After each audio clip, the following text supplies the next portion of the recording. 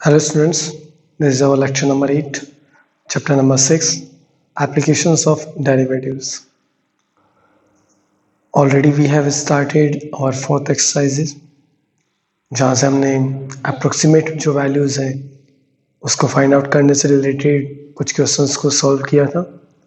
तो आज एक दो क्वेश्चन और हम सॉल्व करेंगे और उसके बाद में हम कंटिन्यू करेंगे इस एक्सरसाइज के other questions. So like suppose we have the question 81.5 to the power 1 upon 4. We have to find out the approximate value of 81.5 to the power 1 upon 4. इसका approximate value हमें find out करना है. So first we have to write the function. जैसा मेरा question होगा वैसा मेरा function होगा. सो क्वेश्चन है 81.5 टू द पावर 1 अपॉन 4, तो इसका फंक्शन बन जाएगा x to the power 1 upon 4. So y is equal to x to the power 1 upon 4.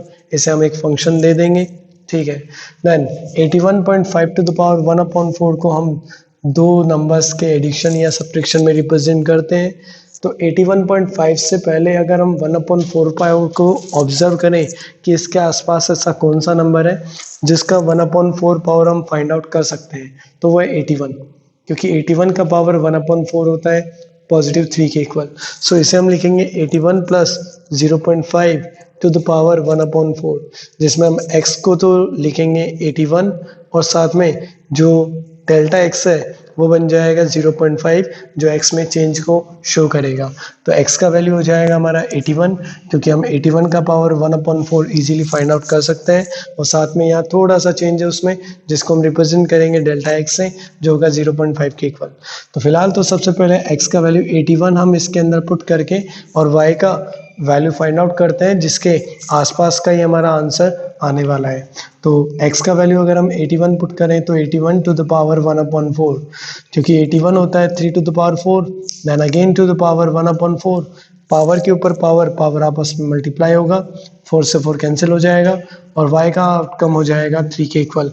मतलब 81 का पावर अगर 1/4 हमने फाइंड आउट किया 3 के इक्वल, तो 81.5 का पावर 1/4 भी 3 के कुछ आसपास ही आएगा. तो जब मैंने 81 रखा तो उसका आंसर आया y, लेकिन जब हम 81.5 रखेंगे तो इसका आंसर y नहीं आएगा, y से थोड़ा सा डिफरेंट आएगा.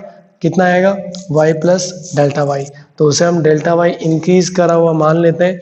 मान लेते हैं कि उसका आंसर y नहीं है, y से थोड़ा सा ज़्यादा है. कितना ज़्यादा है? डेल्टा y ज़्यादा है. तो इसका आंसर बन गया y प्लस डेल्टा y, जिसमें y का तो वैल्यू 3 है, साथ में डेल्टा y. अब मुझे डेल्टा y को फाइंड आउट करना है.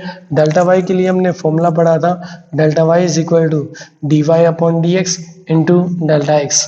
सो D Y upon D X हम इसका डिफ्रेंशिएशन करेंगे. x की पावर 1/4 का डिफ्रेंशिएशन बन जाता है 1/4 and x to the power 1 minus 1/4. तो ये बन जाएगा 1/x टू द पावर 3/4, क्योंकि माइनस में 3/4 होगा तो उसे हम डिवाइड में लिख देंगे. मल्टीप्लाई में डेल्टा x है तो डेल्टा x का वैल्यू पुट करेंगे 0.5. सो 1/4 इंटू एक्स के प्लेस पर होगा 81 टू द पावर 3/4 और न्यूमरेटर में है 0.5. सो 0.5 डिवाइड बाय 4, 81 को लिखेंगे 3 का पावर 4 टू द पावर 3/4, 4 से 4 cancel. So 0.5 divide by 4 into 27. सो 0.5 और यहाँ पर अगर मल्टीप्लाई करें इसे तो ये बन जाएगा 108. फिलहाल अभी हमें इसके अंदर डिवाइड करना है. सो 0 पॉइंट हम 5 के अंदर डिवाइड करके देख लेते हैं 108 का. तो डेसिमल लगाएंगे 0, देन 0 लगाएंगे इक्वल 0 बन जाएगा, और 500 के अंदर डिवाइड करेंगे तो ये हो जाएगा 4 टाइम्स. तो अप्रोक्सीमेटली ये 3 डेसिमल वैल्यू तक हमारे पास पहुंच चुका है. तो 3 डेसिमल प्लेस तक इसका वैल्यू बन गया 0.004. ओके, और अब हम इस डेल्टा वाई के वैल्यू को यहाँ पुट कर सकते हैं. सो ये बन जाएगा 3 plus 0.004. So 81.5 to the power 1/4 का वैल्यू बन गया है 3.004. यही हमें फाइंड आउट करना था. ठीक है. सो 81.5 टू द पावर 1/4 को हमें फाइंड आउट करना था और इसका सॉल्यूशन हमने फाइंड आउट कर लिया है 3.004. ओके, जैसे एक और हम छोटे से क्वेश्चन को लेते हैं.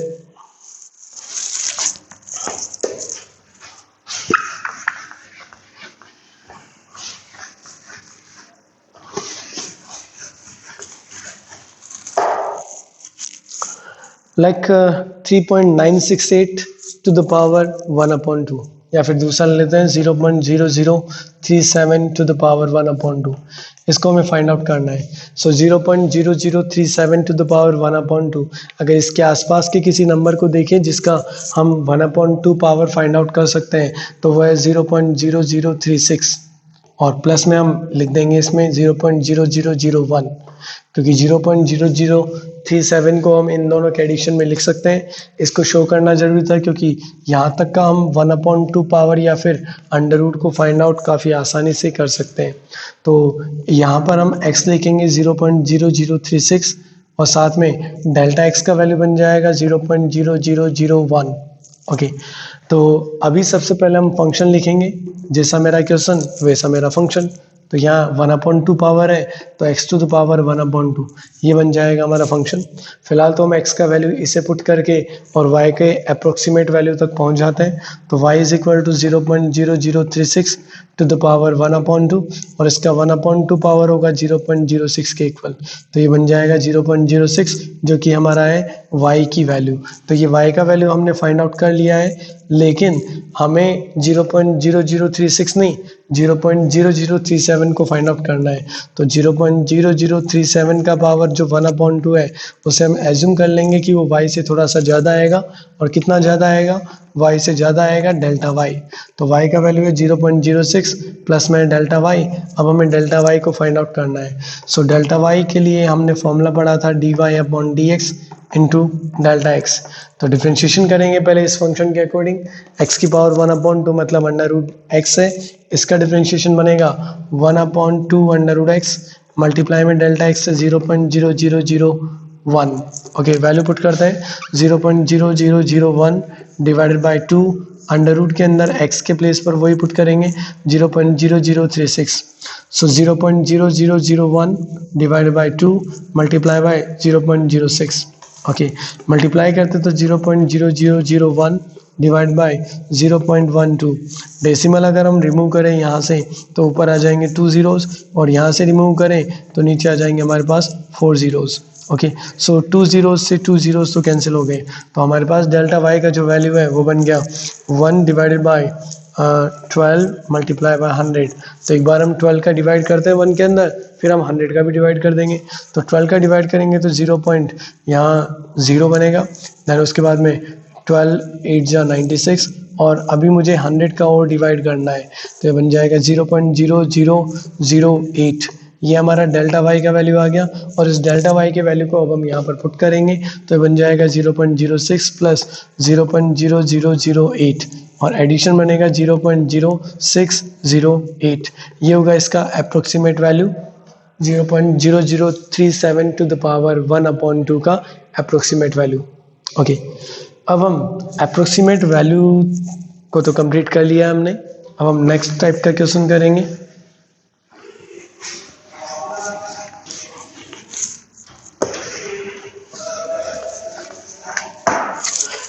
जैसे हमारा क्वेश्चन है find the approximate change in the volume v of a cube of side x metres caused by increasing the side by 1 metre. NCERT का क्वेश्चन है ये हमारा। Find the approximate change in the volume v of a cube. एक cube हमारे पास और cube का जो वॉल्यूम है v उसमें अप्रोक्सीमेट चेंज को हमें फाइंड आउट करना है। कब फाइंड आउट करना है? अगर उसकी साइड के अंदर इंक्रीज हुआ है 1% का। ठीक है, सो हमारे पास एक क्यूब और क्यूब के वॉल्यूम में बताना है कि कितना चेंज होगा अगर उसकी साइड को 1% इंक्रीज कर दिया। ठीक है, तो लेट कर लेंगे, let the side of the cube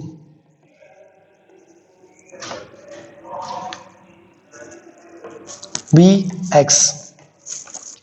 हमने क्यूब की साइड को x मान लिया है तो इससे अब इसका वॉल्यूम कितना हो जाएगा? वॉल्यूम हो जाएगा x क्यूब। ठीक है, वॉल्यूम को v से रिप्रेजेंट किया है और v हो गया x क्यूब।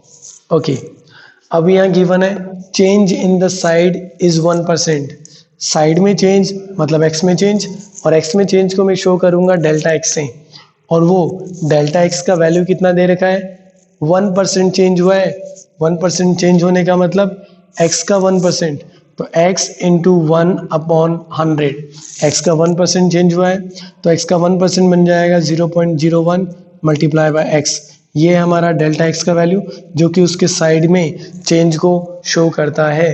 तो साइड में जो चेंज है वो हमें गिवन है 0.01 इंटू एक्स के इक्वल, क्योंकि ये साइड में चेंज हो रहा है। साइड में चेंज को हमने किससे शो किया है? डेल्टा एक्स से हमने इसे शो किया है। ओके, अब हमें चेंज किस में फाइंड आउट करना है? वॉल्यूम में। तो वॉल्यूम में चेंज को मैं क्या लिखूंगा? Delta we.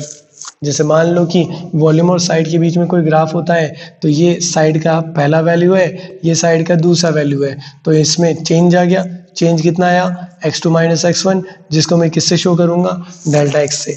ऐसे ही उसके रेस्पेक्टिव वॉल्यूम का वैल्यू पहले था v1, बाद में हो गया v2, तो वॉल्यूम में भी चेंज हो गया। कितना हो गया? v2 minus v1। मैं केवल चेंज को पता करूंगा और उसको मैंने किससे रिप्रेजेंट कर दिया? डेल्टा v से। तो साइड में चेंज को मैंने लिखा डेल्टा x, वॉल्यूम में चेंज को मैं लिखूंगा डेल्टा वी। साइड में चेंज मुझे 1% गिवन था, लेकिन किसका 1%? x का 1%, क्योंकि उसकी साइड को मैंने माना था x के इक्वल है, तो x का 1% वो इंक्रीज हो गया। इंक्रीज का मतलब यहाँ रेट को मैं पॉजिटिव रखूंगा, अगर वो डिक्रीज बोलता तो मैं यहाँ नेगेटिव अपने आप लगा लेता। तो अब अगर मुझे डेल्टा वी को पता करना, तो डेल्टा वी का हमारा फॉर्मूला होगा dv upon dx into delta x, क्योंकि वॉल्यूम और जो साइड है उनके बीच में रेट ऑफ चेंज को शो कर रहा है कि वॉल्यूम में change with respect to side delta v upon delta x, और साथ में ये स्लोप को भी रिप्रेजेंट करेगा d v upon D x को।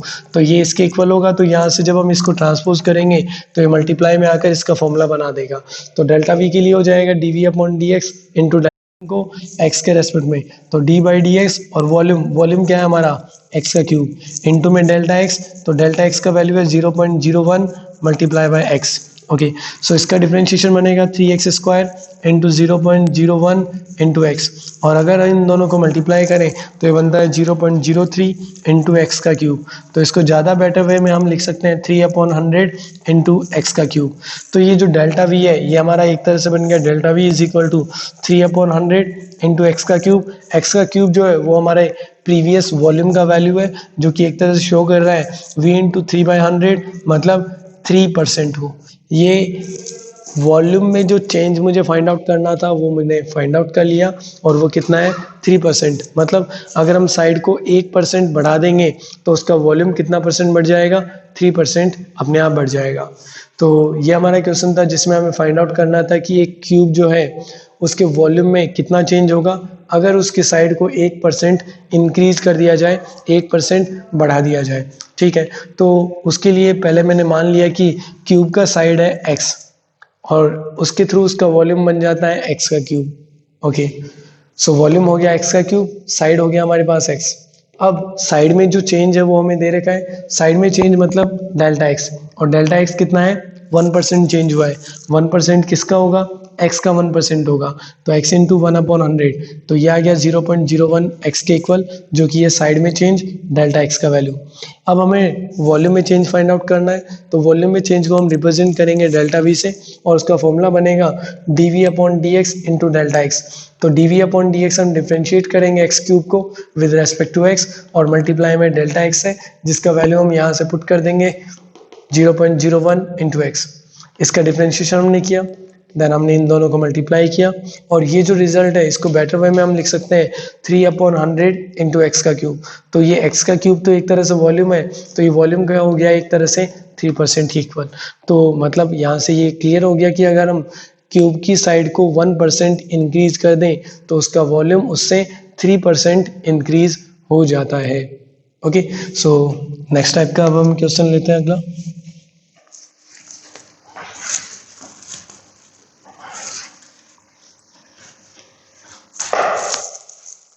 नेक्स्ट हमारा क्वेश्चन है, if the radius of a sphere is measured as 7 metre with an error of 0.02 meters, then find the approximate error in calculating its volume.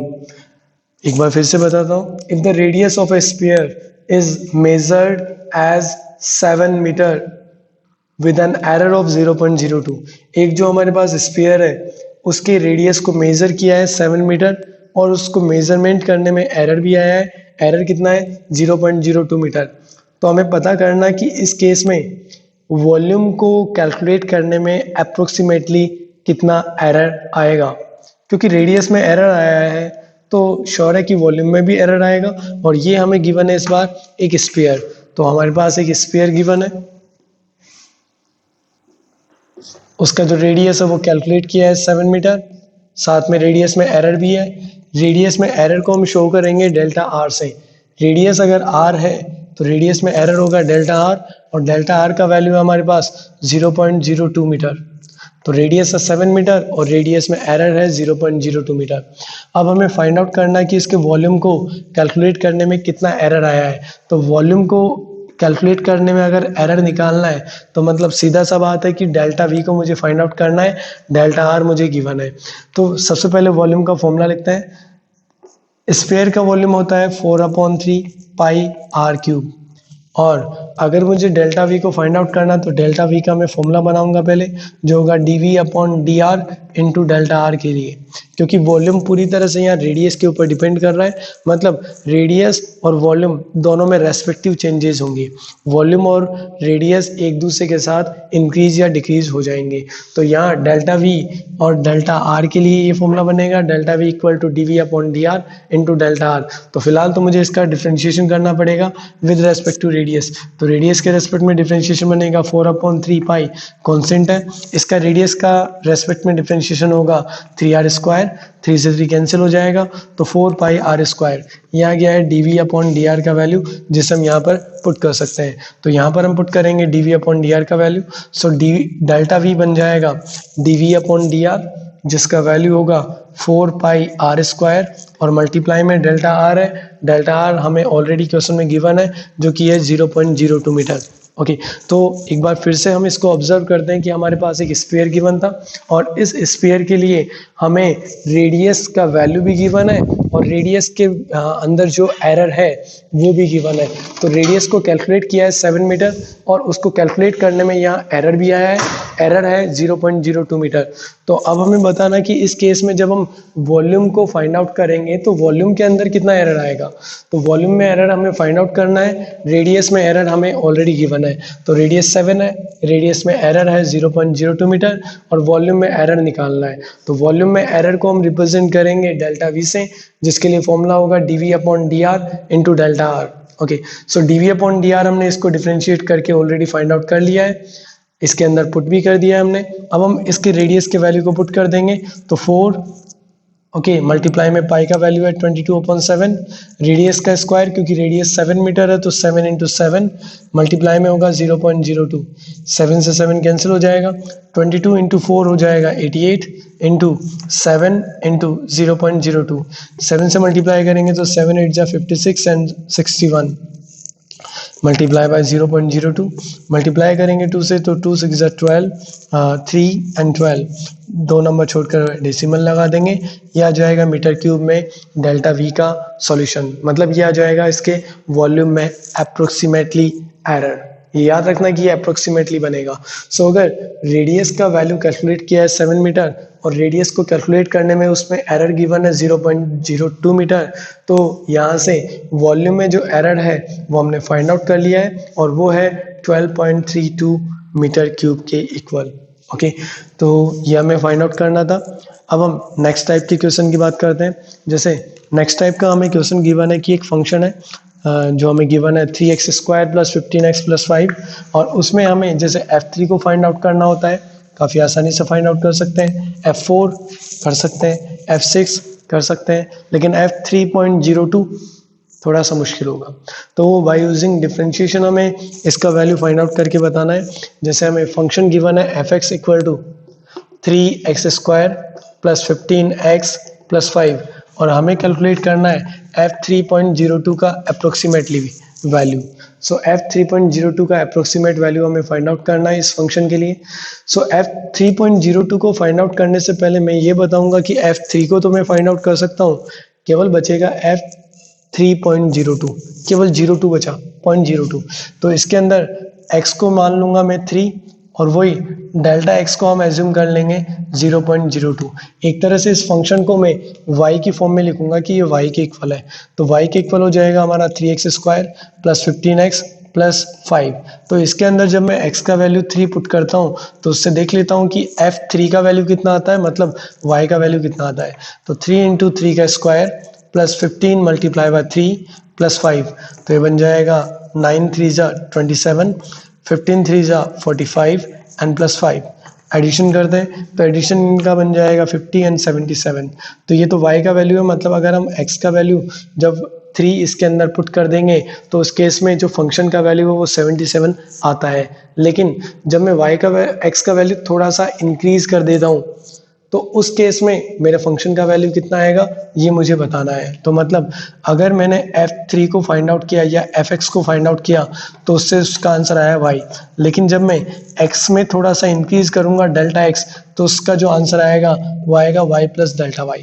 ये एक तरह से हम इसको show करेंगे कि जब मैंने fx पुट किया तो उसका आउटकम को मैंने लिखा y के इक्वल, लेकिन जब x प्लस डेल्टा x को मैं पुट करूंगा तो उसका आउटकम बन जाएगा y प्लस डेल्टा y। मतलब मैं यहाँ लिखना चाहता हूँ 3 प्लस यहाँ पर डेल्टा x है 0.02, तो उस केस में y का तो वैल्यू हमने पता कर लिया 77 और प्लस में कुछ आउटकम बढ़कर आएगा क्योंकि मैंने x में 3 की जगह थोड़ा सा और इंक्रीज कर दिया, 0.02 इंक्रीज कर दिया, तो जो आउटकम बनेगा वो भी थोड़ा इंक्रीज होगा।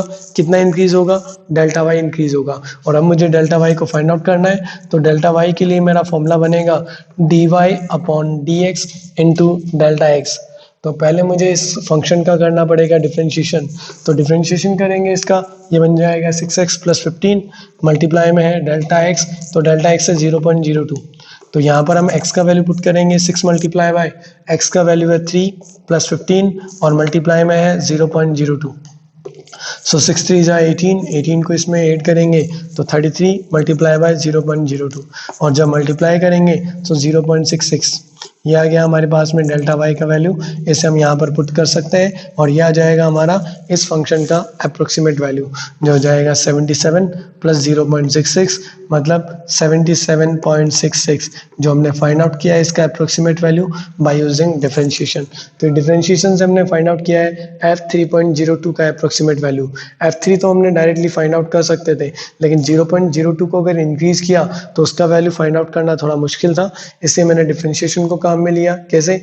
अगर मैंने x पुट किया तो fx का आंसर है y, लेकिन अगर मैंने x के बजाय x plus delta x put किया तो उसका आउटकम आएगा y से थोड़ा सा बढ़कर y प्लस डेल्टा y।